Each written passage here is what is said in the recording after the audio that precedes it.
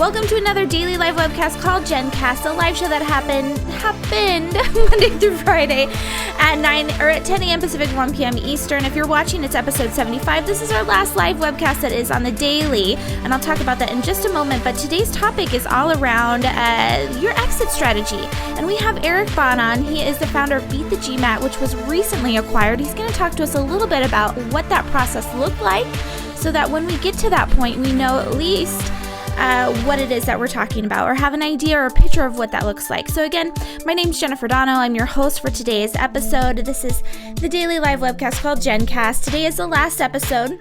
I'm sorry to those of you that watch. We had a fantastic following. It was so fun to start my mornings off with all of you in the chat. So I apologize for ending it like this. It's episode 75, but I could not be happier the way that we are ending it. We're talking about exit strategies, and we have Eric on, who I really admire. I feel like he's given back to the entrepreneurial community so much, and so I'm thrilled, if you don't know who he is yet, to introduce him to you. If you have questions for him in the chat, make sure that you check in and let me know what they are, and I'll pass them along. Otherwise, let's go ahead and bring Eric on. Eric, thank you so much for joining us. Jen, thanks so much. And I didn't realize that I'll be participating in your last episode. Thank you for all you've done to help our community of entrepreneurs. Well, thank you. So Eric, tell us about Beat the GMAT. So it's beatthegmat.com. It's this little website that you came out today with your 2006 profit and loss on your blog, Life After Liquidity, where you've been documenting the process of selling the company. So how did this get started and grow from, I think you were in the negative in 2006, and the revenue was like $1,500 or something like that. So tell us more about how all of this came to be.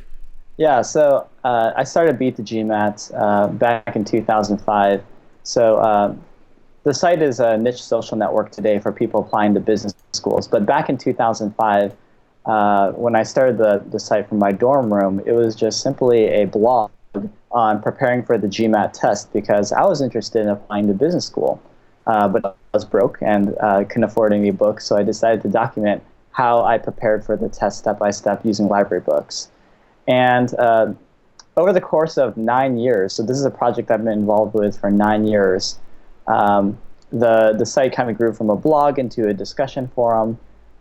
Later, when I went full-time on it, we started to build out the social networking capabilities. And so we went from 0 to about 3 million people that we serve each year, and about negative dollars in revenue to north of 7 figures in annual revenue today. It's incredible. So, yeah, it's been a really incredible journey, a very slow-paced journey. 9 years is quite a long time to be working on a single project, but it's been incredibly fulfilling at the same time. And now, was your wife involved with this from the beginning, or was that something that changed as you were going? So yes and no. My wife, Beatrice Kim, she was a business partner full-time with Beat the GMAT for the last 4 years. We were dating, actually, before we were married during 2005 when I started the site. So she was my girlfriend back then, and of course, highly supportive, but she wasn't involved in the business aspects of this project until much later. And what was the decision behind bringing her in to the actual business decisions and being? Was she a partner of yours? She was a partner. She ran all the marketing and customer success for our clients on the site, and I actually do have quite a bit of opinions about working with a spouse. Which is? So in my case, it's been a wonderful experience. It's worked out, but for a very specific reason, actually. The reason why it's worked is her skill sets and my skill set do not intersect that much. So we see eye to eye and talk a lot about strategy in our business, but we actually, I'm in charge of product and product design and engineering. She does more of the marketing and client services side. So we kind of stay out of each other's ways, and of course, we still have a tremendous respect for our respective intelligence and our capabilities and abilities. So we have absolute trust in each other, absolute trust that the work that each of us are doing respectively is working. But we still talk a lot about the strategy to move the business forward. If you're working with a spouse that where you have too much of the same kind of intersecting skill sets, that's kind of a recipe for a lot of conflict. You might find that you want to go after the same kinds of projects within your business, but that's redundant. Maybe you have different kind of approaches or visions for how the project will be done. There can be a lot of conflict that happens there. Another bad scenario is you and your spouse do not intersect at all, like including strategy and how you want to run the business, and you're kind of working in separate islands that move further and further apart. So the trick with a startup and being successful is focus. And in order to focus, you need to be specialized to some degree with your spouse, but also be aligned really around the strategy part. And that's what I usually say to friends who are thinking about working with their spouses. It's really risky because if you fail, then that could translate over to your personal relationship with your spouse. And what's that worth to you to risk that? I don't know if I would have done it again in hindsight because it was a really risky proposition, but I'm glad that I did it because it worked out. That's interesting. Well, so speaking of focus and strategy, Eric, let's talk about this timeline. So again, it's beatthegmat.com. And like you said, it started off as a blog, added in the forum, and then slowly progressed from there, which again is something that all young female entrepreneurs can relate to. I feel like a majority of our community is interested in building community and serving people as far as education technology goes. Mm-hmm. So Eric, in 2006, like you said, it's a blog. At what point did you add in that forum component, or not even at what time period, but at what visitor or community engagement level? Yeah, no, that's a good question. So the timeline was I started the blog in 2005. And I discovered that I was getting some pretty good readership and lots of activity in terms of people emailing me for their to get advice on their own GMAT test prep. And after a year of doing the blogging, I decided it would be great if the community could just start to help each other out, and maybe we could form an online study group, perhaps. So 1 year later, in 2006, is when I launched the discussion forums, and it was kind of a rude awakening because I quickly discovered that people who are blog readers don't necessarily translate into discussion forum participants. That's a very different kind of use case.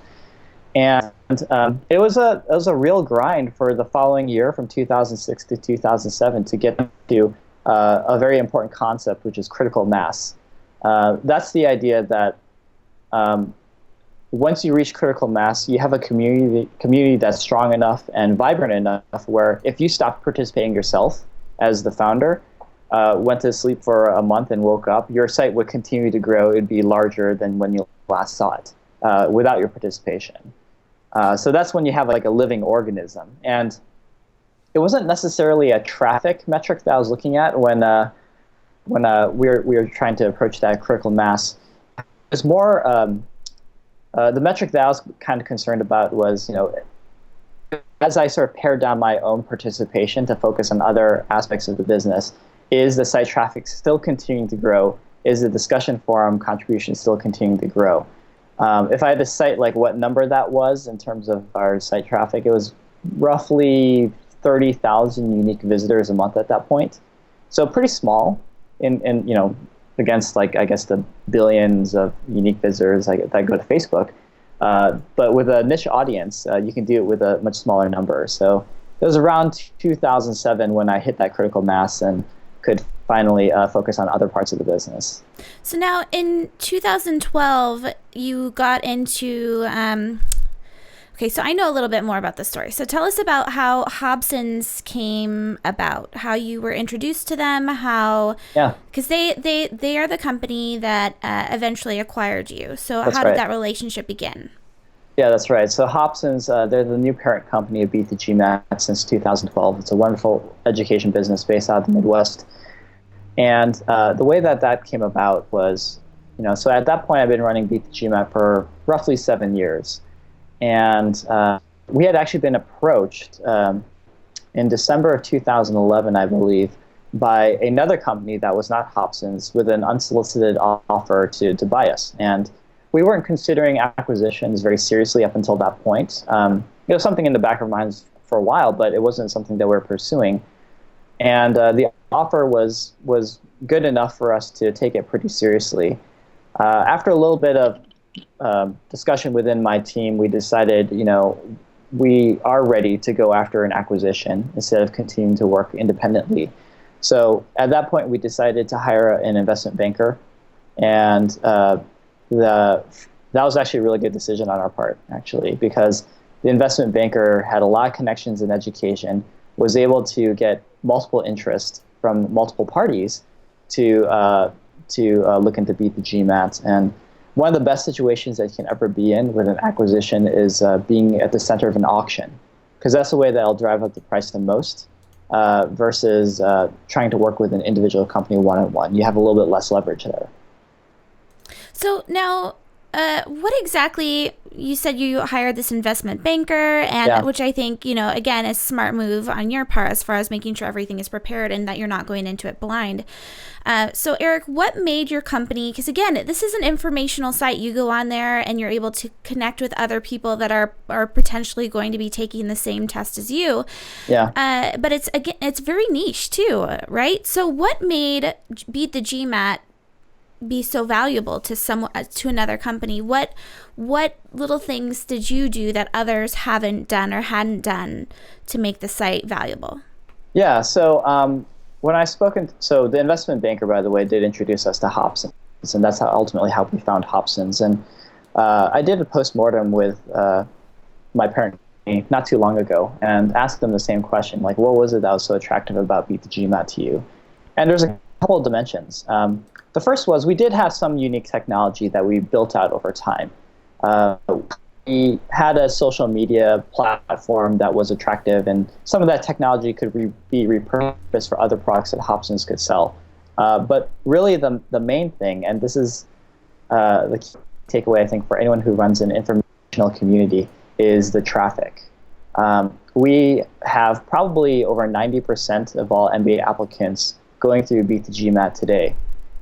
And traffic is something that is very, very difficult to replicate, even with a lot of resources. If you're starting from scratch with millions of dollars, you can't necessarily buy your way into a great community or a loyal audience. So they were attracted to the fact that we owned a pretty great niche of applicants in the higher education space. And business schools in general is a good place to do business, because when you think about the types of people who are in the applicant phase for MBA education, they tend to be in their late 20s, high disposable income, very, very motivated in their careers. So if you are able to serve that audience really well and attract the critical mass of that audience, then there's a lot that you can do in terms of monetization later, with career matching, with matching to MBA programs themselves, and so forth. So Eric, let me ask you this then. You started in 2006. My husband owns a website for longboarders, and it was kind of the same thing. He got it going because he was interested in it, and it was a forum, and it did very, very well from the very beginning, and it still does well today. And we literally have just a single page up, and the forum has been broken for some time, yet we still are receiving a crazy amount of traffic for it. So do you feel like because you started back in 2006 that you had some form of first to market type of an advantage? Do you feel like people today can still build organically over time this strong of a community? Absolutely. So when I started, I was actually the fifth entrant. There were already other large communities for MBA applicants that were even a decade old by the time I started. So I'm a big believer that I actually kind of discredit first mover advantage more and more the older I get into my career. I just fundamentally believe that if you can build a better product, serve your users better, then there are always ways for you to enter a space and disrupt it. And we see it time and time again in Silicon Valley and elsewhere too. So I wouldn't be too frustrated if you're not the first mover. Well, that's encouraging, I'm sure, for a lot of people. So the investment banker introduces you to Hobsons, going back to the sale of the company. What happened after that? Did you go up and say, hey, want to buy me? I mean, what does that whole process look like? It's a fascinating process. It's incredibly stressful, a lot of fun too. So what happens is this: you work with an investment banker, you engage in their services, and they're not cheap. I mean, they our banker, we worked out decent terms, but often they want some sort of retainer up front as well as a percentage of the deal once it's closed. And that can be lots and lots of money. So it's once you go down the banker route, you're committed. What happens is you work with your banker then to come up with essentially a pitch deck, almost like you're pitching to venture capitalists. And they're responsible then for taking that pitch to their entire network of companies whom they've identified as being ones that would be interested in buying your company. Once the pitches are done, the interest starts to come in terms of setting up initial meetings with the companies, the potential acquirers, and there is a bit of cultural fit and feeling each other out. If the company wants to bite, then they'll make an offer. I typically don't advise people, the startup themselves, himself or herself that's trying to sell, to put out a number or say like, I want you to buy me. That's a position of weak leverage. You want the acquirer to make the first move, saying like, we want to buy you. And let me actually continue through the entire process. So what happens next is, let's say that you like the offer or you like the company. Then there's another huge round of negotiations that happen before you sign a letter of intent, which is a pre-contract that states like, yes, I want to engage in acquisition discussions with you, and yes, I will cancel any other discussions I'm having with other companies who are interested in me for some period of time. So your leverage happens before you sign that LOI, that letter of intent, on the things that you want to see out of this deal. And they're kind of like rough outlines, like, oh, I want this price and these terms. Because the moment that you sign that LOI, all of your leverage disappears. You're owned by that company because you just canceled all the discussions with any other acquiring company for 60 days, 100 days, whatever you negotiated. Next is due diligence, which is basically opening up your kimono completely, showing all the scars and everything that's good and bad about your company to the acquirer. And that's a pretty crazy process. I ended up writing a 100-page paper documenting every single aspect of my business to the acquirer over 75 days. Lots of questions about like past lawsuits or like why you are doing this with your business now versus then. And then finally comes the final step, which is the better step, which is signing the definitive purchase agreement, which is the acquisition document. Put your ink there, and then they wire the money to you, and then you go drink a lot of champagne, pass out for a day, and then the real work begins the next day, which is integrating your business into the acquiring company, which is also really, really hard.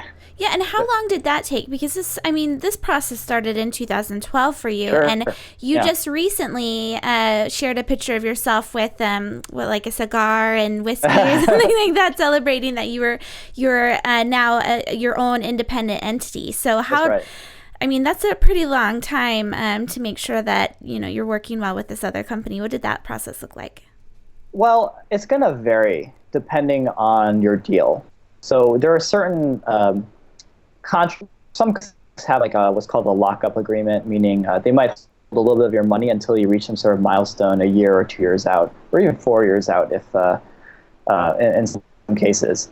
And I can't speak to the specifics of my term, but I'll say this. The main thing that was keeping me at Hobson was the fact that I wanted to go through a full integration, feel like before I left the business, it was going to be in a really good place. And even actually, one of the reasons why I spent 18 months at the company was I was really, really happy there. I wasn't sure I wanted to leave, but ultimately I decided to because my wife and I wanted to try some other things in our lives. And I'll say this, if any of your audience members or yourself, Jen, go through an acquisition process, stick around to make sure that you do the full integration. You're going to learn so much from the process. It's super challenging to merge your company into another. It's a very specific skill that you'll get to develop. And you also owe it to your community. So I spent 7 years developing the Beat the GMAT community. The reason why I got an acquisition was because of the Beat the GMAT community. So the worst thing I thought that would be possible is my selling the company and immediately throwing hands up and leaving. That's like the ultimate sign of disrespect, I think, for what that community has done to change my life. And so the thing that I owed to my members at the very least, making sure that they're going to be in a safe care of, and that the community will continue to thrive regardless of who's running it in the future. That's great advice. And now, Eric, you have lifeafterliquidity.com, where you include all of this information that you've been sharing with us and much more. Like I said at the beginning, you're definitely someone I admire as far as giving back to the entrepreneurial community. Do you have plans post? I mean, this really just happened to you, at the end of February, even maybe more recently than that. Do you have plans now for starting another company? Are you doing another conference like you did last year? Yeah, so there's kind of two things that are going to happen in the near term. I do have a side business called HustleCon. Your viewers can go to hustlecon.com. It's a annual conference for non-techies who are interested in starting tech startups. It's a topic that is very close to my heart because I'm a non-techie myself. And so that's going to be happening this summer. A really awesome collaborator that we have named Sam Parr, who's running the conference this year. So there's more to come on that front. And then over the next 6 months, actually, starting in 2 weeks, my wife and I will be traveling the world, and specifically not taking on any new projects, just being really mindful, enjoying the present, going to Asia and Europe, and RVing across the U.S. just to get that out of our system before we settle down and probably have kids at some point in the near future. So, well, congratulations, Eric. That sounds fantastic. Yeah, thank you. I just really appreciate the opportunity, Jennifer, to share my story with your audience. And again, a huge thank you to you as well for all you've done to help the entrepreneurial ecosystem. So I don't know if your audience members know this, but beyond even young female entrepreneurs, you've done so much for the Young Entrepreneur Council, and it's been really a privilege working with you in the past and in this interview as well. So thank you very much for that. Oh, thank you, Eric. Well, good luck to you and your wife and all of your travels. I'm very excited to follow you. Hopefully you'll document some of them on your blog or on Twitter. Certainly will, yeah. Oh, good. All right. Well, thank you, Eric. All right, thank you. So everyone, you've just been listening to Eric Bahn. He's the founder of beatthegmat.com. And what an inspiring story, right? I feel like a lot of us don't even know what that next step would potentially look like. And hopefully that inspired you in some way. Like he said, it doesn't matter if you started in 2006 or if you're just getting started today. If you're creating a better product, you still have just as much to gain as others. So you've been watching the daily live webcast called GenCast. I'm your host, Jennifer Donogh. I apologize that this is the last live one, but we'll be putting out some short vlogs as well as continuing our YFE chat live every Thursdays at 6 p.m. Pacific, 9 p.m. Eastern. All right, everyone, have a fantastic Wednesday, and I hope to see you tomorrow night. We actually have MailChimp on. They're going to be talking about MailChimp. All right. Thanks, everyone. Have a great day.